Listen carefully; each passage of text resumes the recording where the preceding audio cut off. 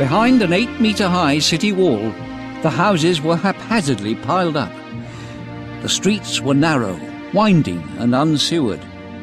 Garbage was burnt outside the house when it wasn't simply left on the road. 3-storey buildings jostled with single-storey ones, and none of the houses was aligned with its neighbours. Their facades had no openings, just low doors and a few air vents, in order to keep the interior cool and to keep the dust clouds out.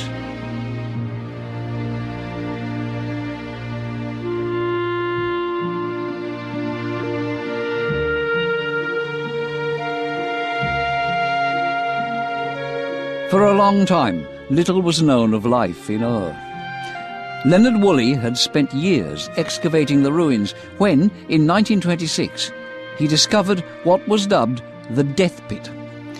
It was the tomb of Queen Puabi and of more than 20 servants and soldiers who were sacrificed and buried with her in order to serve her in the afterlife. Among the skeletons covered in gold and silver, Woolley found this, the so-called Standard of Ur. Its mother-of-pearl figures show Sumerian fishermen, slaves and soldiers walking for eternity against a sky of lapis lazuli.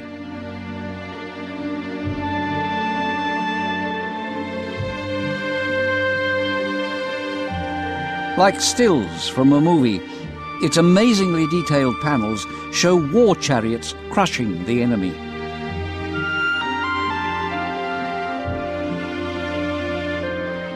Or the frozen smile of a scribe having a drink with friends.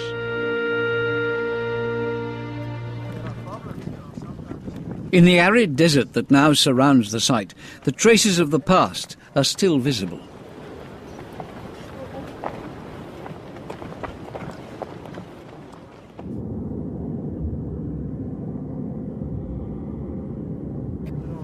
When they found the ruins of Sumerian dams on this barren land, several kilometres from the rivers, 19th century archaeologists faced an enigma. How had people lived in this desert, so far from the source of water?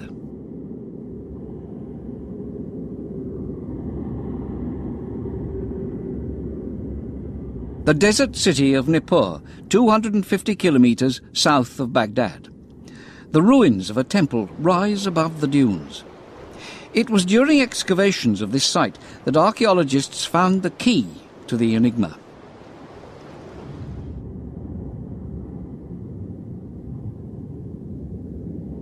This clay tablet is a map of Nippur. It shows the exact locations of the temple and the city wall. The Euphrates ran to the west of the wall. It had been diverted to supply the city with water.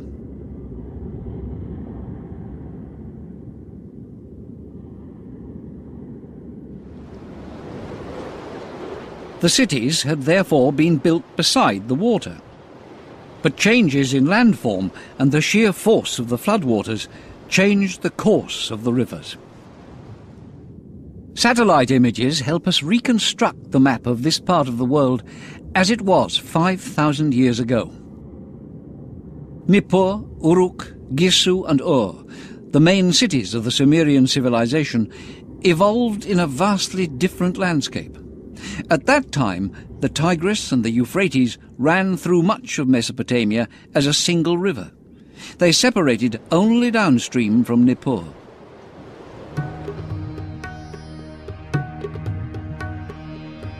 Sunrise over ancient Ur.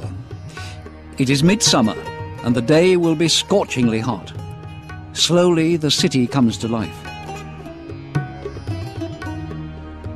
People slept on their rooftops, which were much cooler at night than the small rooms of their houses. Ancient texts listing real estate sales show that the house's floor space was less than 70 square metres.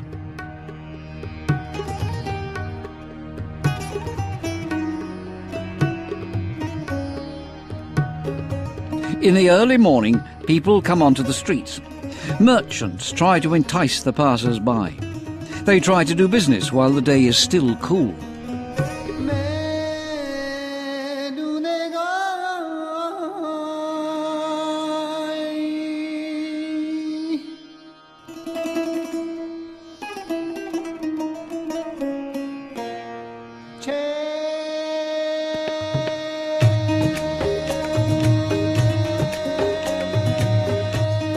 In the courtyards of some houses, men relax and drink beer through straws. Several ancient texts refer to the Sumerian temperament. The Sumerians' exposure to the hazards of nature made them conscious of the brevity and fragility of life.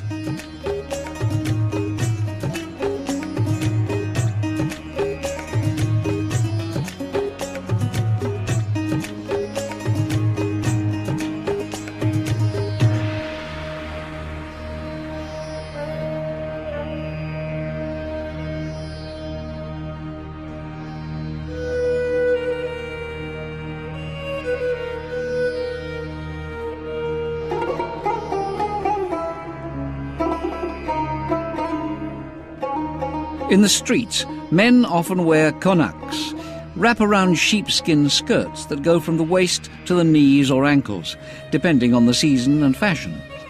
The wives of dignitaries wear colourful, lighter garments. Both men and women wear jewellery, earrings, bracelets and necklaces. Archaeologists have discovered that forgers operating in the walled city could replicate gold and turquoise. People who couldn't afford real jewellery could buy and wear fancy fakes. This neighbourhood was home to merchants, shopkeepers and traders. The homes of the scribes, masons and carpenters and the slaves' houses were all within a short distance of the temple.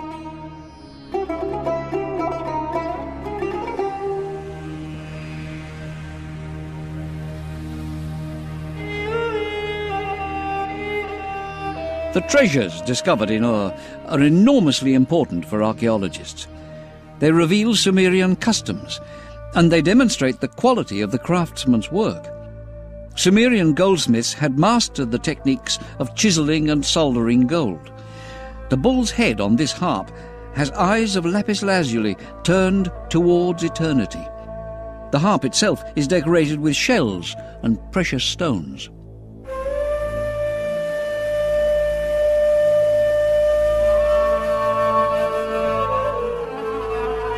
For their last journey with their queen, the servants wore a spectacular diadem of gold bands and precious stones. A braiding of beech leaves covered the brow, and above the head rose 3 golden flowers. The gold, used also in cups and ceremonial weapons, as well as the lapis lazuli and turquoise, all came from the east. The mother of pearl and the shells came from Bahrain.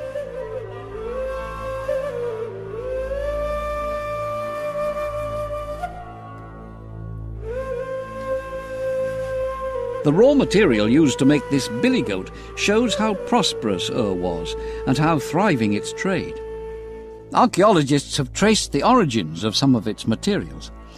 To get the lapis lazuli, the Sumerians sent their caravans 3,000 kilometres to the Badakhshan mountains, in what is now northern Pakistan.